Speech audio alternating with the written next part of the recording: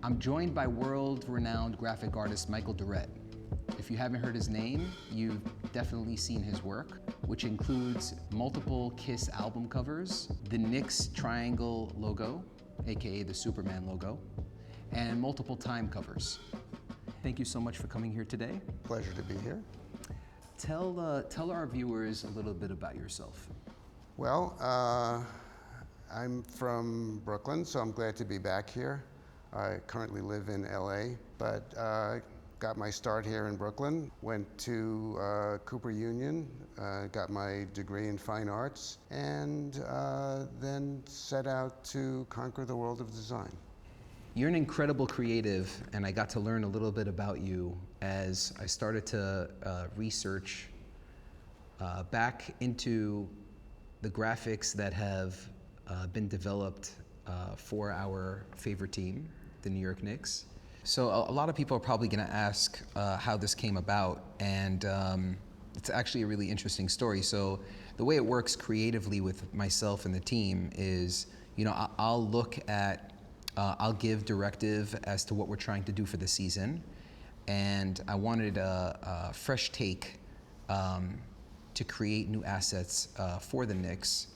And I basically asked my team to come back with basically mood boarding what we would see as the future or the next collection, to put some ideas to paper. And one of my graphic designers showed me a sketch of an unfinished logo. And I asked him, I was like, where'd this come from? And I think he referenced your blog to show me that there was an unfinished sketch. So I saw it, and that's when the light bulb went off. After doing the research, we realized that you're the guy that actually created what I consider the Superman logo. It's called the triangle logo, but I like calling it the Superman logo. And when I started to actually take a deep dive into your blog, I saw a bunch of unfinished logos that basically was the process of getting to the finish line for the Superman logo. And that's when I basically called one of the senior guys at the Knicks, and I asked them if they had a relationship with you or if they knew you. And they said no, but they're gonna reach out. After reaching out and going through the process, we got in touch with you. I had this idea, and usually when I have these type of ideas, the likelihood of an idea like this actually coming to fruition and happening is low. And I know that, but I'm a dreamer, and my dream was to finish these marks so I could tell the story of all of these marks that didn't make the finish line, because I believed that all of these marks were really incredible, and like I said before, there was a red thread between all of these logos, and I thought that working on presenting all of them within a collection would be a really cool story to tell. So let's speak a little bit about your history and get into what basically prompted you to work on some of these graphics that we're looking at on this table. Okay, let's do it. Yeah. So tell me how it all started for you with the NBA and the Knicks specifically. So the way it was working at that time was at around 1991, I was kind of approaching the high point of my career. I was getting all kinds of jobs and projects, and a lot of times people would call me because it was word of mouth. People, would hear about my work, or they'd see a piece I did, and find out who I was, kind of maybe in a similar way to what you did. I'd get the call, and I got the call from Tom O'Grady at the NBA, and we took it from there. I mean, how would it be something that I would say no to? Right, exactly. How did that convo go? Like, they called you, and what'd they say exactly? This was quite a while ago. I don't remember the exact words, but would you like to come in and discuss a project that we were thinking about that you would be right for? And at that time, they were looking to create a new mark for the Knicks? Yes, they were. They were And I think it had more to do with being able to merchandise. And I think they felt that the logo that they had at that time wasn't really doing that for them. And that logo was from the 60s, right? That's the round ball logo from Yeah. the 60s? Yeah. That was around for quite a while, so by the time they got to the 90s, they wanted to see something fresh and new, I'm guessing, right? Yeah, and I think a lot of the teams at that time also wanted to go in that direction. Yeah. And they were, I think after I did the Knicks, they started modernizing a lot of the other team logos. Gotcha. So you set it off, basically. Thinking about the Knicks marks from back since the beginning of their entire franchise with Father Knickerbocker, and then from that heading into the round ball logo, and then the evolution into this logo, I find that that jump and difference in the eras, which you can see so clearly, that style, I looked back at your work too, and I realized that there definitely is a red thread through your style of design. How long did it take you to work on that mark? Oh, we worked on that mark, and we went back and forth for probably close to 6 months. Wow. I mean, they were really hands-on I see. on this, and we covered a lot of ground. I did so many rough sketches, and then, you know, going through the process, you start from very rough doodles, which if I showed you, you wouldn't, what is that? but I see things in there that I want to bring out in those little doodles, and then I go to rough sketches, and then I go to tighter sketches, and so on down the line until I get to a place where I can show something like these Right. colored comps. I got to see a little bit of the process and read about the process with some of your mechanicals and other sketches, but for the people that don't know what it was like to be a graphic designer back in '91 or even before that, explain the process of how long it would take you for each sketch that we see here, because this is pre-computer era. So why don't you tell us a little bit about the process and how long it would take you? Well, when I first started the process of working for you and delving back into all this, I had forgotten how labor-intensive all this was before computers, because I would have to go through all this. I mean, I still go through the process of pencil sketches. For that, there's really no replacement for me. Some people, I would imagine, now may do sketches on their tablets, but to me, there's nothing that compares with being able to use your wrist movements, and, you know, like as you draw, because all letter forms originally evolved from drawing and from using a flat nib pen, but with your wrist movements to give it the thick and thin qualities that good calligraphy could have.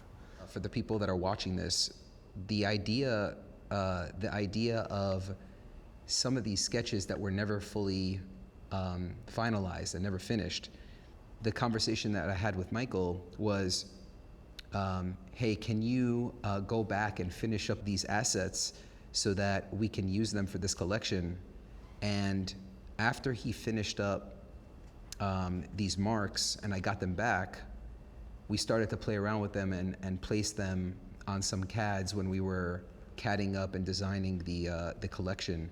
And the team that I worked with and everyone internally here were blown away by these marks because of how timeless and relevant these marks are, still staying within the DNA of the final logo that was adopted.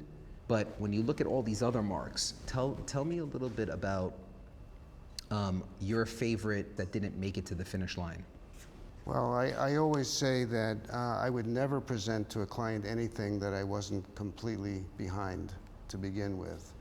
So, I mean, there were probably a lot of other ideas that I generated at the time that I rejected. I see. That we still haven't seen, basically. No, and I didn't develop them to a point where you might be able to tell what it was about. But like I was saying with sometimes my little scribbles, that might get, that's as far as it's going to get, and I'm moving on to something else. I see. But how do you have a favorite that didn't make it to the finish line, or was the final artwork your favorite? That's a kind of a touchy question, I think. I do have, there's one or two of those that I would have preferred, but in the end, I was quite happy with what was selected. But even that one went through different iterations. Right. As we saw some of the iterations, because originally I believe the mark was going to have the Empire State Correct. incorporated into it, right? Right. Yeah, I saw that. So what happened there? So what happened was, and it's funny because that was one of the first things, one of the first parameters that they wanted me to work within was, whatever you do, we want to see the Empire State Building as part of this because it's such a, well, I should go back. I guess they were asking me what I thought would be the icons of New York, and of course I said, well, Statue of Liberty, Right. Empire State Building. And I never did try any sketches with the Statue of Liberty because that's kind of, I didn't feel like it would work with what the Yeah. vision that I had. Yeah. So we settled on that, and they were really good with that idea, and I think I placed an Empire State Building into almost every sketch I did, thinking that, oh, this is a done deal, we're just going to have to use this. But as you know, no Empire State Building. Right. It's funny how things work out sometimes, but you know what?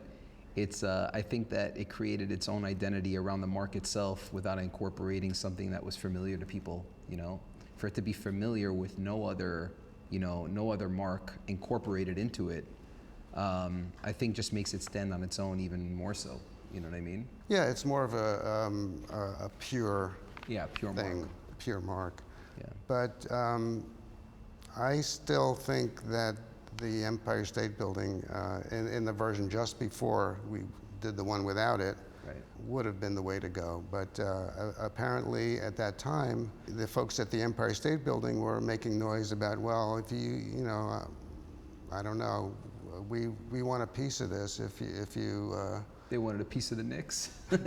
whatever. If they used the mark. They wanted royalties or whatever. It got complicated. And the NBA, I guess, said no. And when I think about that, and I think about things like opportunities missed, Right. like in E.T. Yeah. with M&M's said no. Right. Imagine. I love how in one of the marks, the Empire State Building is actually used as a letter I within the mark, which is the bottom right in there. Right. But the fact that we get to bring this back now and showcase it is really one of my favorite stories in working with the Knicks for now. It's going to be the 5th collection. It's such an incredible story to tell. So many people love certain things without necessarily knowing why they love them so much. Yes. And in fact, I always think that the general public is not really that aware of design. They might see something, they might react to it, but they never think that this is something that a pair of hands created. Yeah. And there was somebody sitting up in a room somewhere who did it. And because it just, I don't know what people think, that you just push a button and these things pop out. Or... Well, today, sometimes that's the case. It doesn't always mean that it's that it's good, or in many cases authentic.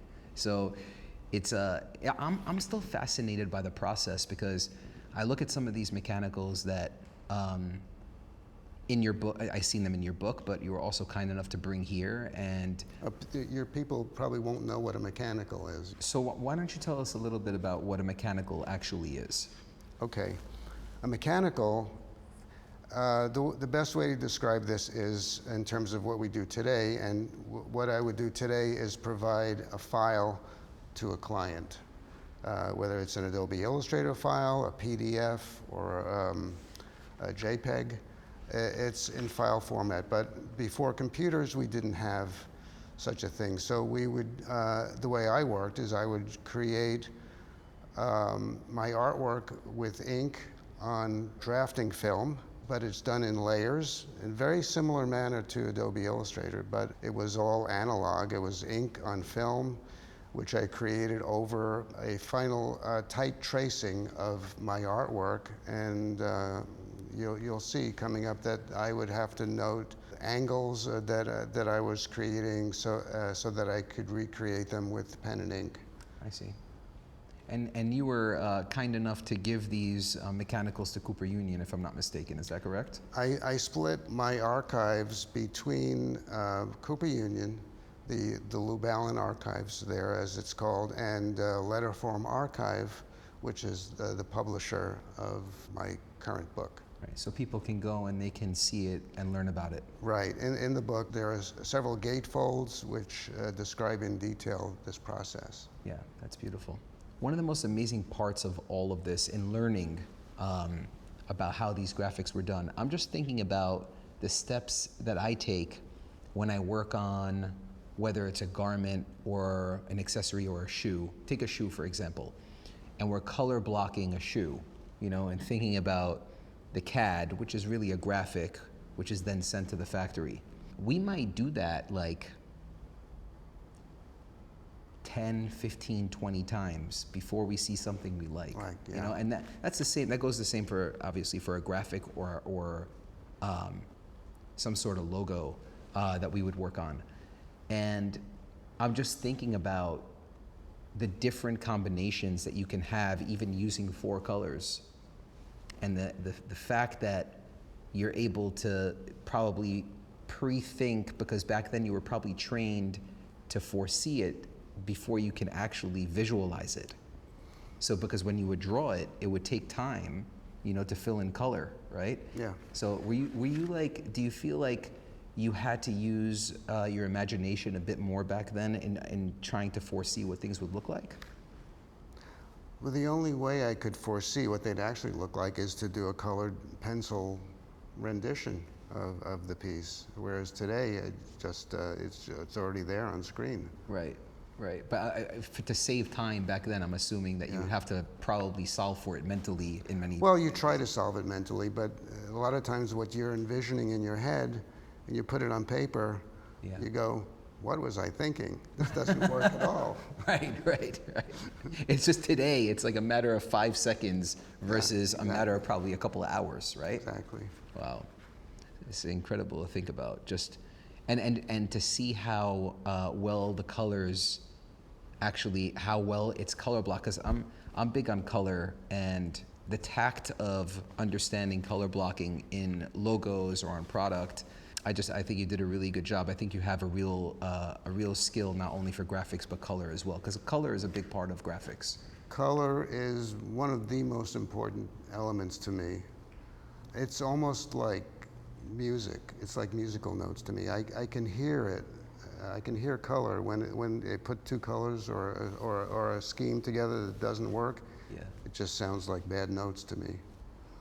So I think it would be great for our viewer to hear a little bit about what inspires you and, you know, what makes you think of some of these incredible graphics that are either in your book or these Knicks graphics, for example. Like, what inspires you and what brings up these ideas? Well, as I talk about in the book, in the very beginning of the book, it all goes back to growing up here in New York City, in Brooklyn. I mean, we had the Brooklyn Dodgers and all. I lived near Coney Island, and all the incredible graphics that you would be surrounded with when you were there, going to the Dodgem cars or whatever. And then the other big one for me was my dad worked in Times Square, and I would go there as a little kid and just be surrounded by all this incredible signage. It was incredible in a much different way than we know Times Square to be today. But in terms of what inspires me now, it could be almost anything. I was just sitting here and I looked down at the carpet and I thought, oh, those two colors look great together. Maybe I can somehow use that at some point. Sometimes you'll find the greatest logos in the weirdest places, you know, and I always catch myself taking photos of things as I walk the street and I see certain things. I wanted you to also speak a little bit about your book, because I think this is a major moment for you, and like you told me before, the book was 9 years in the making, and I wanted you to speak a little bit about that, because I think the world is a better place with creatives, and the stories around creatives and what makes them tick and what makes them go are always interesting to me. But I want you to speak a little bit about it, because this is a big moment for you in your career. Oh, it's a huge moment, and probably one that I never imagined before, because I never thought that I had what it took to put together a book. And you know, various friends of mine and my wife were constantly haranguing me about, you got to do a book, you got to do a book. And I think, I just don't have enough stuff. So finally, I relented and I put together a small proposal, PDF. But at that time, I conducted a workshop at this place in San Francisco called Letterform Archive. And Rob, the guy who runs the place, I just kind of mentioned casually that I'd been sending a PDF around looking for a publisher. He immediately said, I'll publish it. Wow. That was back in 2015.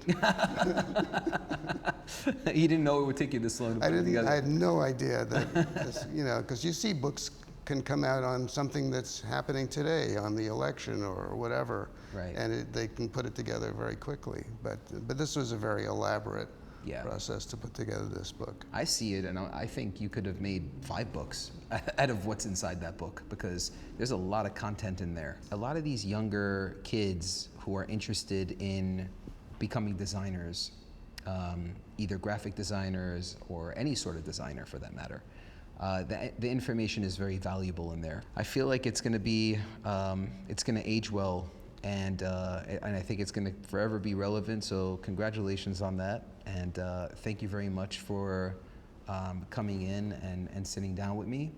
I actually, for selfish reasons, I feel like I wanted this conversation for myself, because I wanted to learn a little bit more about the process and how you think, really. And I appreciate it. Thank you so much. Oh, you're welcome. It was a pleasure for me to speak to you. Thank you so much.